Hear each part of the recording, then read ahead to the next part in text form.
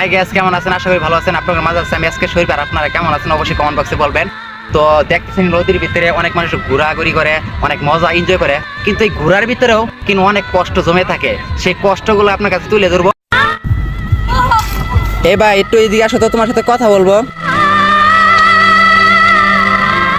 ভাই, এখানে কি করতেছো তুমি? ভাই এই যে ভাই নৌকা চালাই। নৌকা চালাও? ও, তে সারাদিন কি এটাই করো? হ্যাঁ ভাই, দেশের যে অবস্থা ভাই কি আর কি। ও, তোমার ফ্যামিলির ভিতরে কে কে আছে ভাইয়া? ভাই আমি সবাই বড়। এখানে নৌকা চালায় কয়টা পাও ভাইয়া? ভাই হয় দিন চলার লিগে হয় ভাই। ও, এই টাকা দিয়ে কি তোমার ফ্যামিলি চালাও না? জি ভাই। ও, এখন দেশের যে অবস্থা, কিন্তু কিছু কাম কাজ পাওয়া যায় না। এখন তো তোমার পড়ার বয়স, পড়ো না? ভাই একটু হালকা পাতলা করি। ও, এখানে এই টাকা দিয়ে তোমার ভাই বোন নাই? না ভাই আমি বড় সবার। দেখছেন তো বিষয়টা, দেখছেন যে এই বয়সে লেখাপড়া করা দরকার।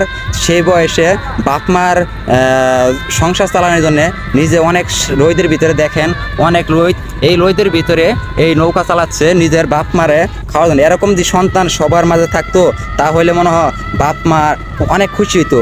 যাক, এই যার সন্তানটা সে অনেক গর্ববতী, কারণ কি এরকম একটা সন্তান পাইছে যে বাপ মার দিকে তাকায় নিজে পড়ালেখা সব বাদ দেয়া, বাপ মা দুইটা ভাত মুখে দেওয়ার জন্য সারাদিন পরিশ্রম করিয়া এরকম একটা নৌকা চালায়। দেখছেন এরকম নৌকা চালায়। যাক, এরকম সন্তান যেন সবার ঘরে ঘরে থাকে। তো ভিডিওটা ভালো লাগলে অবশ্যই শেয়ার আর এমনকি কপি লিঙ্ক করবেন। ভালো থাকবেন, খুদা হাফেজ।